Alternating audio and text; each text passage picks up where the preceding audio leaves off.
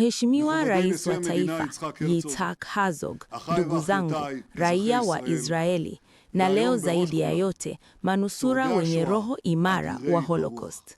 Sisi sote tunawakumbatia kwa upendo, na leo tunawasalimu wale wanaowasha mienge ya kumbukumbu na ushujaa huko Yad Vashem.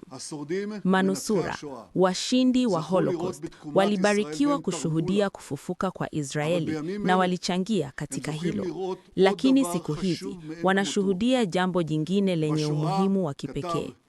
Wakati wa Holocaust, mshairi Uri Zvi Greenberg aliandika kwamba tulikuwa watu waliotoweka kama mnyama wa porini anayewindwa, lakini leo watu wetu wanapambana dhidi ya wanyanyasaji wao. Wakati wa Holocaust, tulikuwa kama mnyama aliyepigwa, anayetoa kilio cha maumivu, lakini leo tuna nchi yenye nguvu zaidi kuliko wakati wowote, inayotoa mlio wa nguvu. Katika operesheni Am Kolavi na hata zaidi katika operesheni Roaring the Eagle, Israeli imesimama pamoja na Marekani mbele ya ulimwengu huru. Kwa pamoja, tuliudhoofisha utawala ovu wa Irani hadi kiini chake. Utawala wa Ayatola ulitaka kutengeneza mabomu ya nuklia na kuzalisha makombora ya maangamizi kwa maelfu yaliyokusudiwa kutuangamiza. Ulifadhili na kuwapa silaha washirika wa ugaidi waliotaka kutuzingira kwa moto. Wakati huo huo, ulieneza itikadi yake hali duniani kote, huku ikiitaja Magharibi kama tishio la kuwepo. Ulidhani ungefanya hivyo bila kizuizi. Lakini si tena. Watu wetu walijifunza somo. Mwaka baada ya mwaka, niliapa katika kumbukumbu ya Holocaust, hatutaruhusu Irani kutengeneza silaha za nuklia. Na kama waziri mkuu wa Israeli, niliahidi hakutakuwa na Holocaust nyingine. Mwaka huu, tulitimiza ahadi hii kwa vitendo. Tuliupiga utawala huo wa Irani pigo kubwa zaidi katika historia yake. Utawala huo sasa ni dhaifu kuliko wakati wowote. Rasilimali zake nyingi za kijeshi zimepotea. Raia wa Israeli, tukiangalia nyuma kwenye Holocaust, swali linaibuka kwa uchungu: ingekuwaje?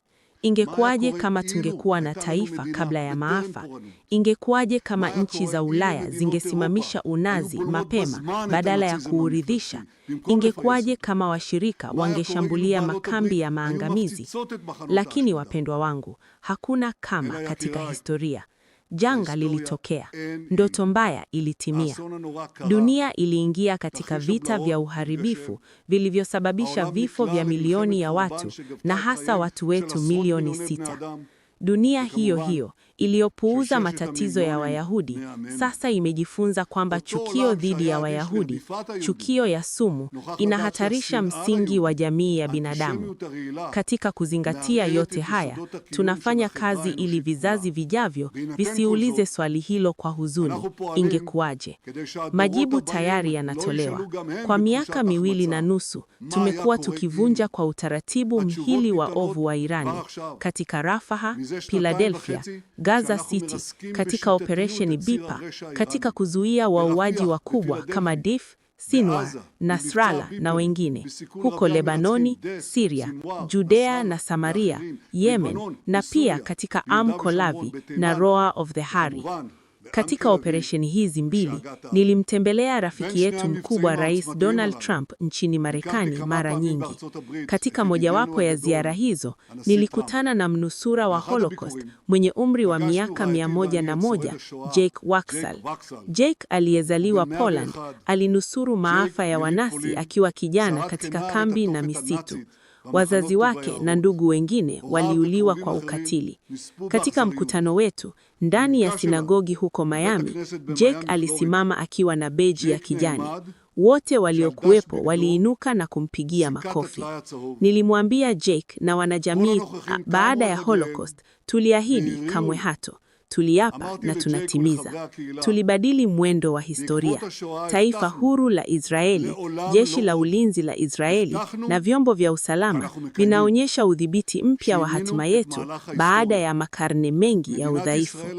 Niliongeza kwamba kuanzishwa kwa taifa hakumaliza uchokozaji dhidi yetu, wala chukio dhidi ya Wayahudi inayoongezeka duniani. Lakini, tofauti na zamani, wanaotaka kutuangamiza leo wanajiletea maangamizi kwa kiwango wasioliwahi kufikiria.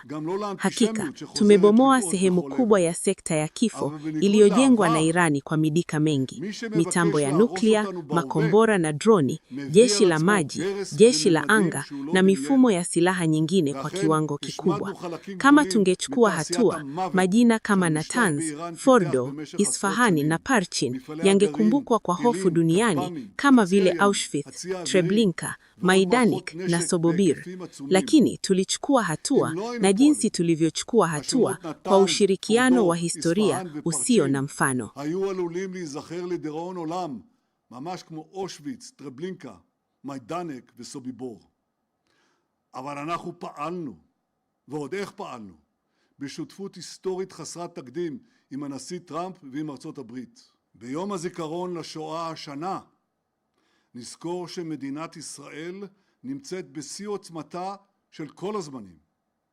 מי העלה על הדעת לפני 80 שנה שטייסי חיל האוויר הנועזים שלנו וטייסי הצבא האמריקנים יגנו כנף אל כנף על המזרח התיכון, על ישראל, על ארצות הברית כמובן, ועוד דבר, אנחנו מגינים על אירופה, אירופה ששכחה כל כך הרבה דברים מאז השואה.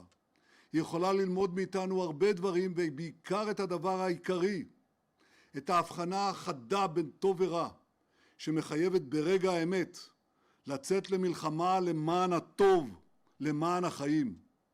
אירופה, שנשבעה לאחר מלחמת העולם להגן על הטוב, נגועה היום בחולשה מוסרית עמוקה. אירופה מאבדת שליטה על הזהות שלה, על הערכים שלה, על המחויבות שלה לשמור על הסיביליזציה מפני הברבריות. אבל את המחויבות הנצחית הזאת, ישראל אינה שוכחת. יחד עם ארצות הברית ויחד עם מדינות נוספות, מדינות שאיתן אנחנו רוקמים בריתות שעוד ידובר בהן, אנחנו מגינים על עצמנו, בעצם אנחנו מגינים על העולם כולו. שורדי השואה היקרים, אזרחי ישראל, אין אף עם אחר שהיה מצליח לעשות את מה שאנחנו עשינו.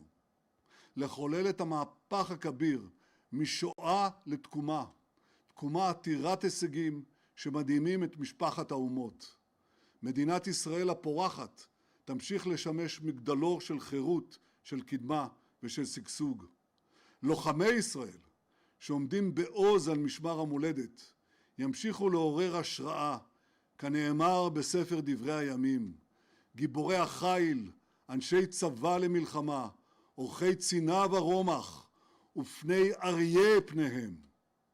כעם של אריות נוסיף בעזרת השם לשאוג את שאגת הנצח. עם ישראל חי.